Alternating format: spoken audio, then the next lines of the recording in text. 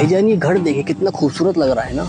माशाल्लाह। ऊपर वाले ने चाहा तो हम भी अपनी बेगम के साथ ऐसी आलीशान घर में रहेंगे। तो बुला लो अपनी बेगम को। अरे भाईजान, क्योंकि अब से ये जमीन वक्फ की प्रॉपर्टी है। ओ मियाँ, ये मेरे बाप दादाओं की भूमि है, जिसके ऊपर खून पसीने की कमाई से बनाया हुआ मेरा घर है नहीं था, क्योंकि अब से ये वक्फ बोर्ड का है। कौन सा बोर्ड?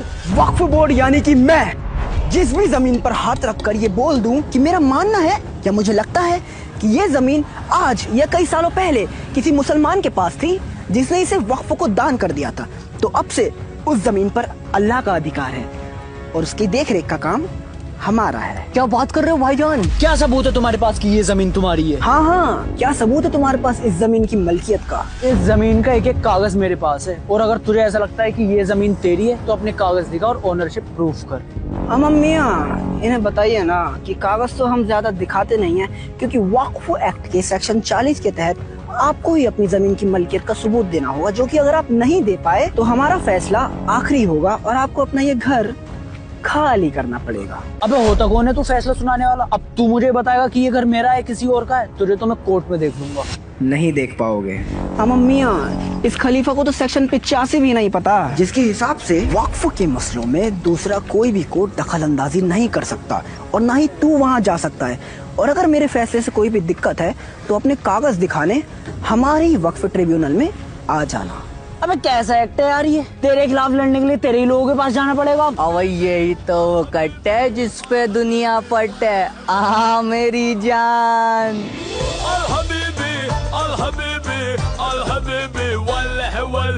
भाईजान एक तो हो गया, पर बाकी बेगमों के लिए और कुछ तलाश करें। नोटी बॉय, चलो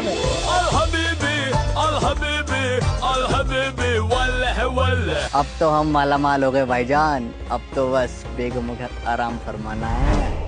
अभी कहाँ मियाँ, समय आ गया है मकसद को बड़ा करने का, और इसकी शुरुआत होगी दिल्ली सल्तनत से। एक सर्वे के मुताबिक दिल्ली का 77% एरिया वक्फ के अंडर में आता है, जिसमें शामिल है CGO complex check, Jawaharlal Nehru stadium, अगला Delhi high court, Delhi public school, IGI airport. Check. भाईजान दिल्ली सल्तनत तो लगभग हो ही चुका है, अब अगला क्या? तेना इंडिया मंगल करो। और साहब जी, अपनी बिटिया की शादी है अगले महीने, तो उसके लिए मैं अपनी जमीन का कुछ हिस्सा रेड्डी साहब के नाम करना चाहता हूँ, तो जो भी कागजाती काम है वो आप जल्दी से निपटा दीजिए। पर राम गोपाल, ये जमीन तो तुम्हारी है ही नहीं। क्या? हाँ, हमारे रिकॉर्ड में तो तुम्हारे क्या, तुम्हारी पूरी गाँव की जमीनें वक्फ बोर्ड की दिख रही हैं, और उनके बोर्ड से एनओसी लाए बिना तुम इसे बेच नहीं सकते। ऐसा लगाओ साहब, मेरी बेटी की शादी रुक जाएगी और कुछ नहीं है मेरे पास।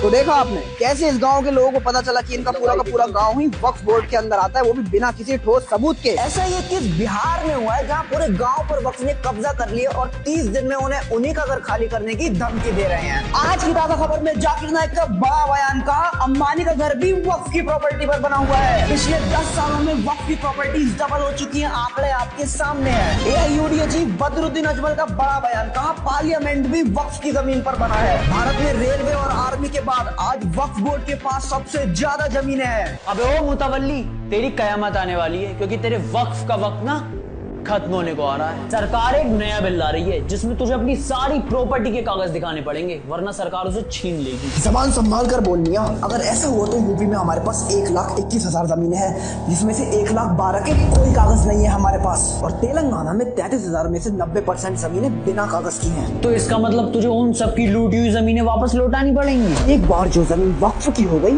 तो कयामत के दिन तक वो वक्फ ही रहेगी। यही हमारा उसूल है। अपने उसूल की बत्ती बना के दीपक जला ले, क्योंकि इस बिल के एक्ट बनने के बाद चाचा नेहरू की दी गई तेरी सारी असीमित शक्तियों पर लगाम लगा दी जाएगी। कैसी लगाम? मम्मी तुझे तो वक्फ अमेंडमेंट बिल 2024 के बारे में कुछ पता ही नहीं है। पहले जैसे तो किसी भी जमीन को वक्फ बोर्ड के बता देता था बिना किसी लीगल डॉक्यूमेंट के, वो पावर अब तुझसे छीन ली जाएगी। क्लॉज 3 के हिसाब से सिर्फ वही व्यक्ति वक्फ को अपनी जमीन दान कर सकता है जो पिछले 5 साल से इस्लाम को फॉलो कर रहा हो और उसके पास अपनी जमीन के कागज हों। तो गैर मुसलमानों की जमीनें हड़पना बंद रखे।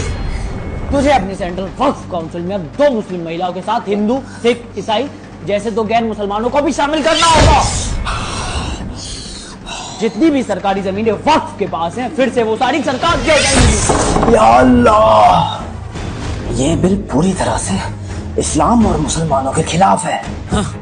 तेरे वक्फ ट्रिब्यूनल में जो 40,000 से ज्यादा पेंडिंग केसेस पड़े हैं ना, उसमें से 10,000 तो खुद मुसलमानों ने किए हैं, जिनकी जमीन तूने हड़प रखी है। और जितनी पावर हिंदुस्तान में वक्फ के पास है, उतनी पावर किसी इस्लामिक कंट्री में वक्फ के पास नहीं है। ये बिल एक्ट बन जाए, ऐसा हो नहीं सकता, मैं ऐसा होने नहीं दूंगा।